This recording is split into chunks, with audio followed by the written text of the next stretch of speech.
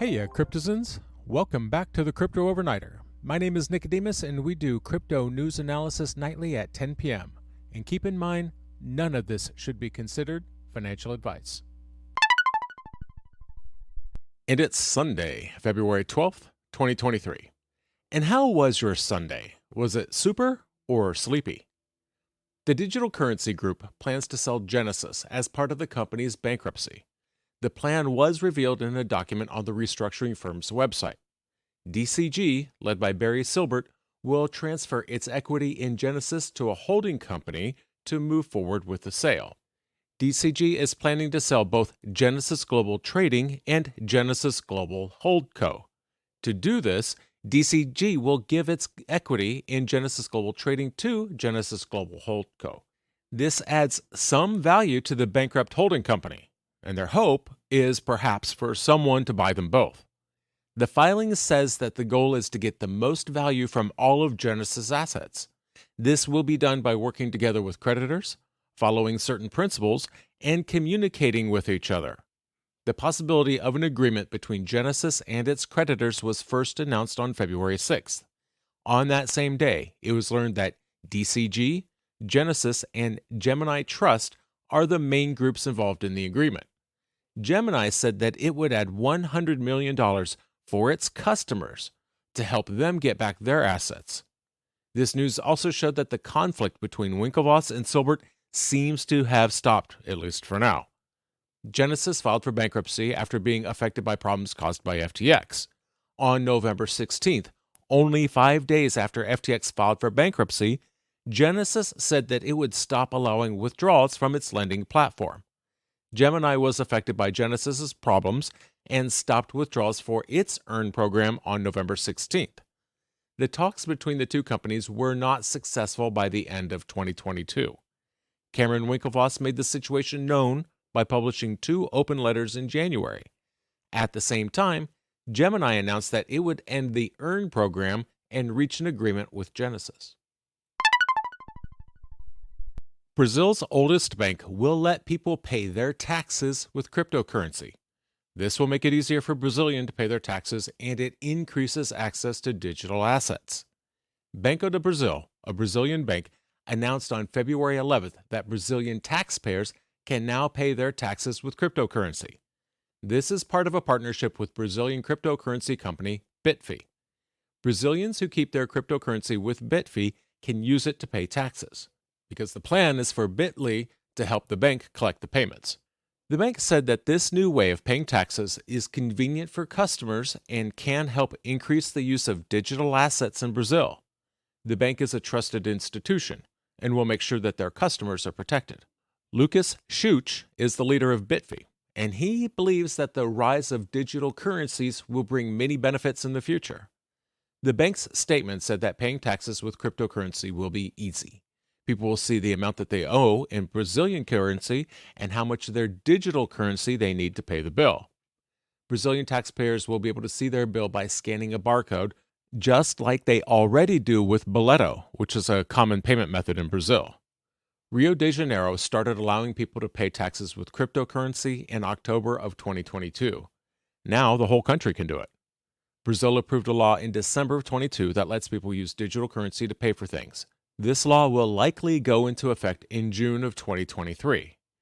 In May of last year, Brazilians were told that they would have to start paying taxes on like-kind crypto trades.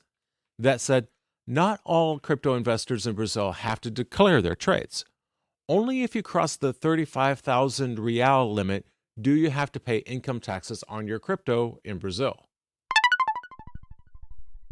Nexo will end its Earn Interest product for all U.S. clients on April 1st. This decision was made after a settlement with the U.S. Securities and Exchange Commission and was announced last month. Nexo has asked its clients to start planning to withdraw their funds. This was mentioned in a blog post by the company. The company added that no other Nexo services will be impacted. Clients with outstanding loans will be given enough time and notice to repay the loans and withdraw their collateral. Nexo has agreed to pay $45 million to settle with the SEC, because the SEC charged Nexo for not registering the offer and sale of its crypto lending product. This product was first offered in the US in 2020. Now, Nexo has agreed to the order without admitting or denying the charges.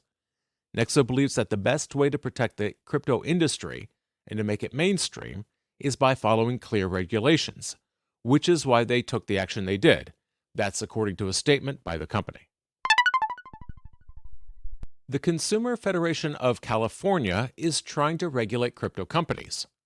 Assembly member Timothy Grayson introduced a new law to protect the people in California from financial problems and to encourage responsible innovation. A group called the Consumer Federation of California is sponsoring a bill that aims to control and oversee how crypto exchanges operate.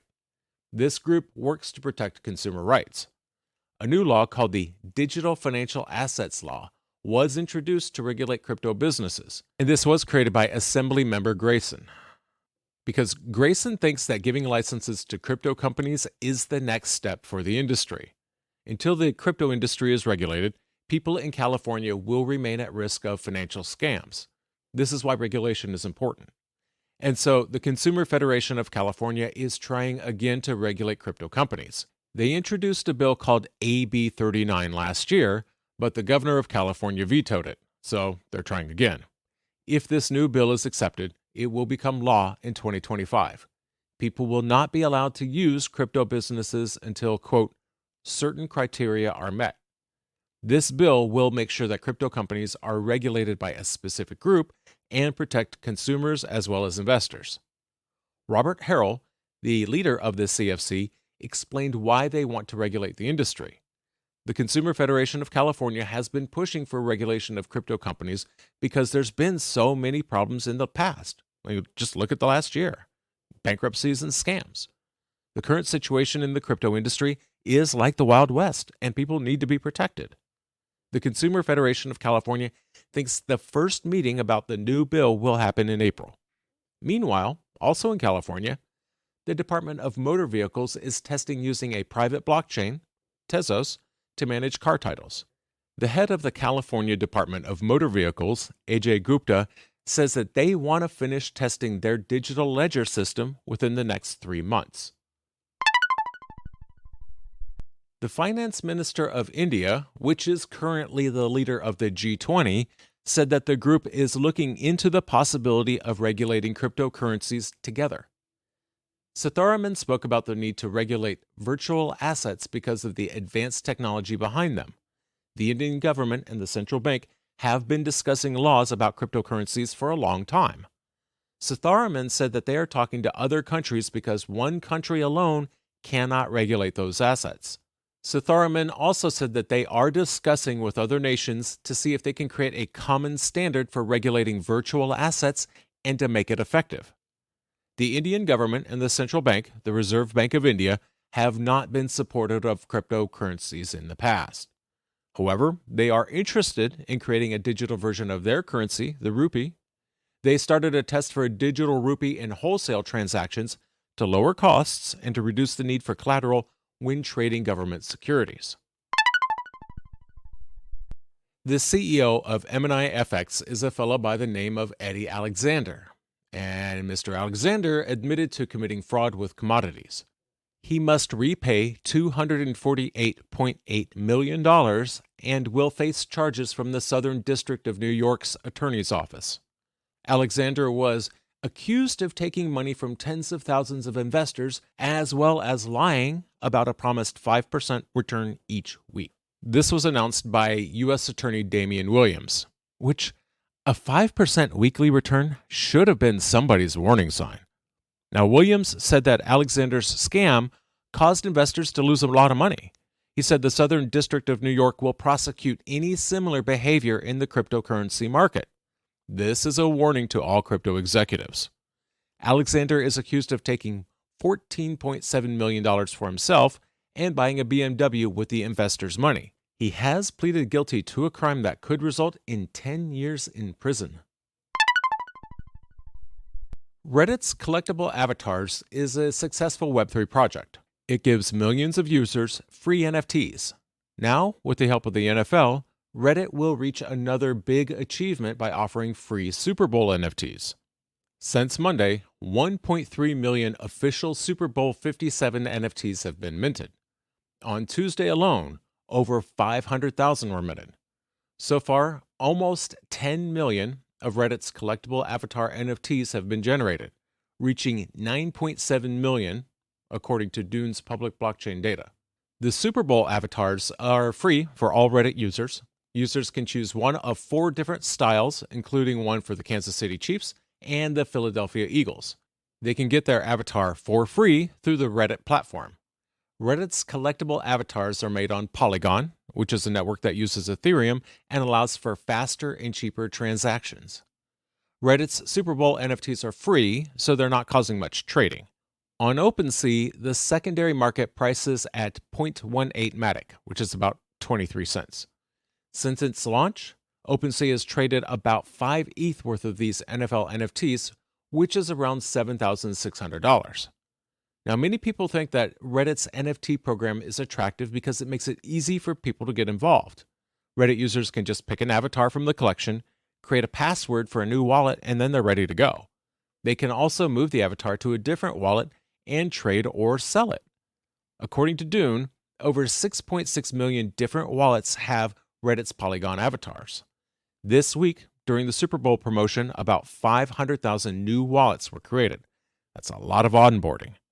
Besides giving away millions of NFT avatars, Reddit also sells premium NFTs created by various artists. All of these NFTs feature Reddit's cartoon alien mascot, Snoo. The free NFT avatars were first given to active Reddit users last summer and later made available to a wider audience on the site. Reddit's premium NFTs caused a rise in sales and prices last October when it was announced that over 3 million wallets were made for collecting the avatars. So far, these avatars have resulted in about $13 million worth of secondary market trades. And that's going to do it for us tonight. I want to thank you, my listeners, because when you stop listening, I will stop talking. If you enjoyed tonight's show, then please like, follow, and subscribe. In the meantime, we'll see you tomorrow night.